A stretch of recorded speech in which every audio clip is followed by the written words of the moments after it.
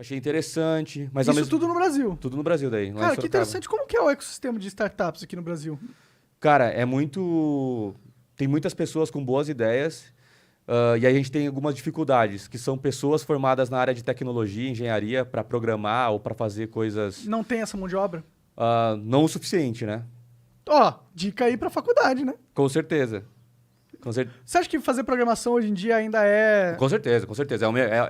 É o mercado que mais tem, Garantir mais que tem você vai vaga ganhar hoje. grana. Mais tem vaga hoje, É. mais tem vaga hoje. E por estar tão precisando de tanta gente, é o que acaba, consequentemente, pagando mais, porque você tem que pagar mais para atrair aquele talento que você precisa. E os grandes novos negócios do Brasil são os digitais, né? Você tem o iFood, você tem Com o Nubank, certeza, exato, você tem exato. o Quinto Andar. Exatamente. E aí, uma das coisas que ajudam com que essas empresas cresçam, e assim como a Gamers Club também, para crescer, foram investidores.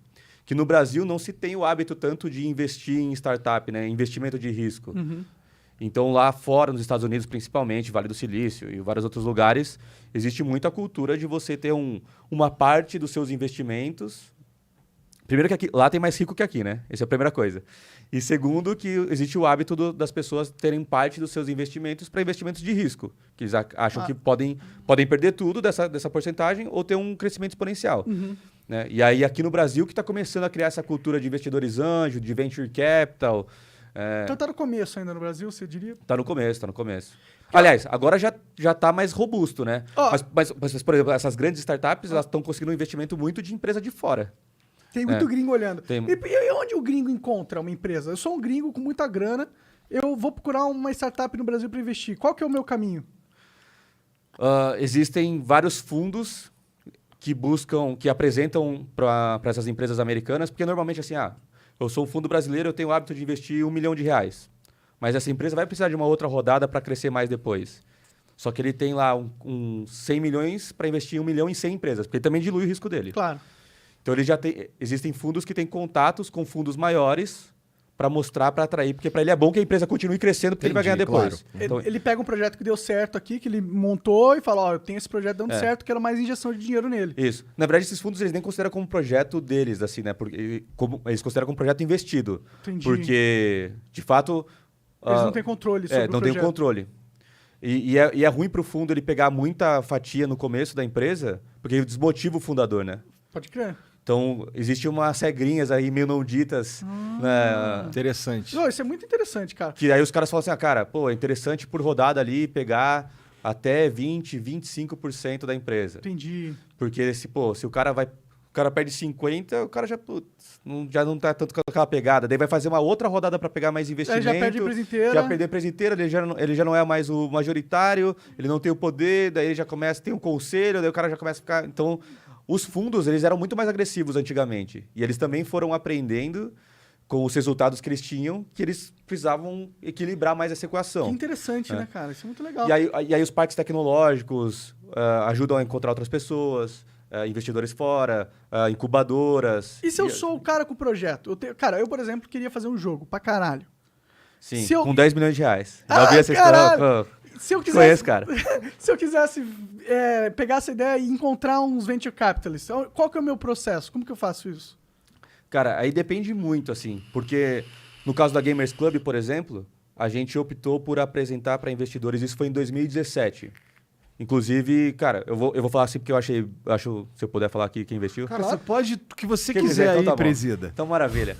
Não, pra galera que procura investidores, a gente gostou bastante de um grupo que investiu na gente, que é chamado Canary, de canarinho, canary.vc, de Venture Capital, que são de empreendedores brasileiros, que era Print, eles têm a Loft hoje, tem o pessoal do Peixe Urbano, que conseguiram ter um cash out, que a gente chama, uma saída, receber dinheiro pela venda da empresa deles, e montaram um fundo para investir em empresas brasileiras, por isso chama Canary. Que da hora, mano. Então, eles passaram por todo esse processo como empreendedor e durante toda a nossa relação, porque agora a gente não tem mais uma relação tão próxima, porque a gente vendeu a Gamers Club, né? A gente fez uma fusão com a Immortals. Posso contar melhor depois. Queremos saber de tudo. Mas eles foram muito legais nesse processo, assim. Foram bem honestos. Então, eu aconselho bastante a galera aí. Então, Esse é o um cara dos que tem fundos uma que eu ideia, apresento. ele tem que ir atrás desses fundos, desses VCs aí. Exatamente. O que a gente fez? Estou explicando um pouco melhor sobre isso. Então, assim, existem pessoas que buscam investidores anjo. Investidores anjo Normalmente, aí no Brasil, a gente está falando de ticket de investimento de R$50 mil até R$200 mil. E aí a porcentagem que você negocia com essa pessoa que está investindo, normalmente ela é baseada no valuation da empresa. Então, se a empresa vale R$1 milhão, a ideia, no caso, né? Porque investidor, a gente investe na ideia. Claro. Se essa ideia, na minha cabeça, baseada nessa tabela de projeção de receita futura e de fluxo de caixa descontada de 5 anos, procura no Google aqui que tiver interessado. Então, dá R$1 milhão. Então, eu vou investir 100 mil, eu tenho 10%. Essa é um pouco da ideia que a galera fala. Mas o mais comum mesmo, na verdade, é simplesmente o cara falar, cara, quanto você precisa, e aí, então é 20%. Os caras inventam uma conta ali, 20%. Existe uma regrinha ali que o cara acha que é saudável. Daí vai para o investidor anjo. Aí depois você faz vai em busca de investimento seed, que no Brasil também está variando de 200 mil a $1 milhão. Já é mais robusto. Dólares? Já é uma grana. Dava pra fazer meu jogo já. Com essa cotação já tá mais fácil.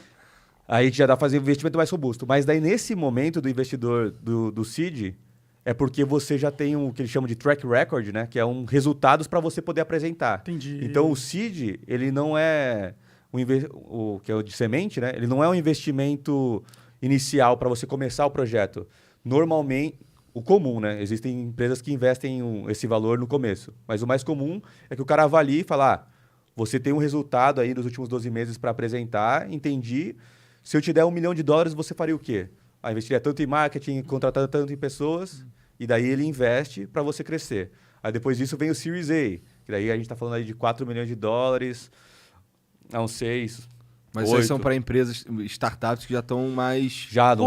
Mais robustas, que daí o investimento do seed já se mostrou saudável e rentável.